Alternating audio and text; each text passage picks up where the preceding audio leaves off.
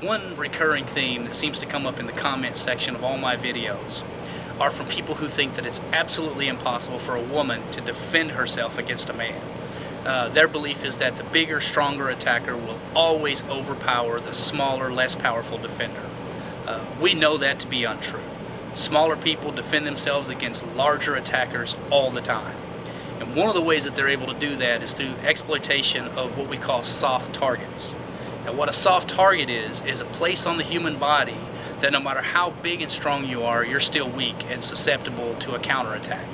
In this video, we're going to go over 8 of these soft targets that I want everybody to remember, that if you ever have to utilize this in a self-defense situation, it'll be right there on the top of your mind.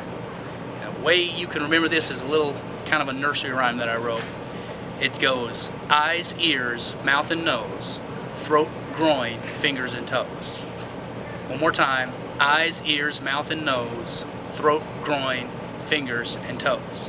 We're going to show 2 or 3 techniques for each of these soft targets for how to take advantage of them in a self-defense situation. The first of these soft targets we're going to talk about exploiting today are the eyes. No matter how much weightlifting or bodybuilding you do, you cannot make your eyelids any thicker or stronger than they already are. Just a thin little layer of skin, which makes this an excellent target in a self-defense situation. 3 good techniques for exploiting the eyes are thumb gouge, digging the thumbs right into the eyes, the spear hand, take the tips of the fingers right into the eyes, or the leopard's fist punch. That's with the ridge of the knuckles right into the eyes. Accuracy is critical. You got to get the right spot. The next of these are the ears. Now, the ears can be exploited in 3 ways as well. One is a grab and pull. Another one is a grab and twist.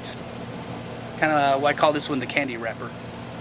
And finally, there is the 2-handed hand slap right to the sides of the head. That drives an extra surge of air pressure into the ear canals and could, in some severe cases, even rupture an eardrum. Just look at those again. There's a grab and pull. Okay, the old candy wrapper, grab and twist. And finally the slap. Both hands. Here we go. The next of these is actually 2 soft targets, but they are attacked simultaneously. And that are the mouth and the nose. Now, these are fragile and easy to damage, but require a little bit more force than what it would take for the eyes or the ears. So the techniques for this are the palm heel, the elbow strike, or the headbutt. You can also do combinations. She can do thumb gouge combined with a headbutt, or she could do, let's say, an ear pull combined with an elbow strike. Whatever it takes to get free. That covers the first half of our little nursery rhyme set. That was eyes, ears, mouth, and nose. Now for the second half.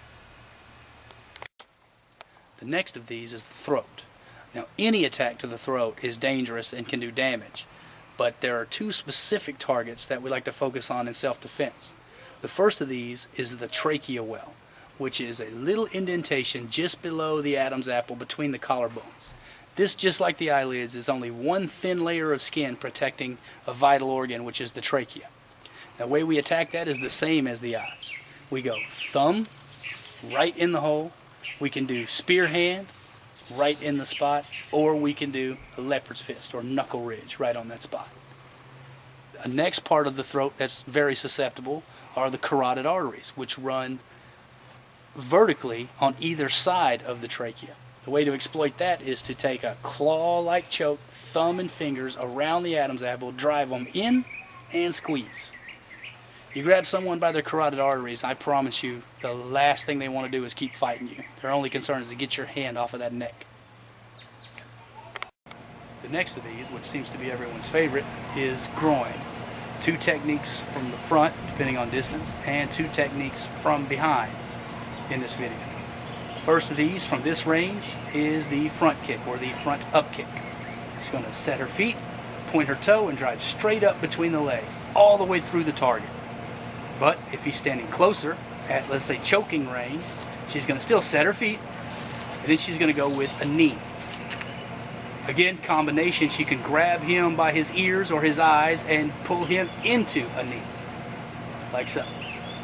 Now, from behind, however, if he was to grab her, let's say in a bear hug or a choke, she can do two techniques: step to the side and hammer fist, or same thing, step to the side, grab, squeeze, and pull. The next of these is fingers. Fingers are really self-explanatory. If you think about the way fingers are designed to work, forward and back like this, all you have to do is grab a finger and take it in a direction it's not intended to go, like sideways or backwards. And wherever you take that finger, the rest of the hand is going to go. See, he's grabbed her around the waist and she wants to get free. All she's got to do is grab a couple of fingers and pry on them like so. When I say toes, I actually mean any part of the foot or ankle. So if someone grabs you from behind trying to kidnap you, you can stomp on their toe, their instep, the ankle, or you could even do the old heel hammer. Swing your foot straight out and drive it back into the ends of their toes like this. Anything to cause pain and force them to let you go. So there you have it. Eyes, ears, mouth, nose, throat, groin, fingers, and toes.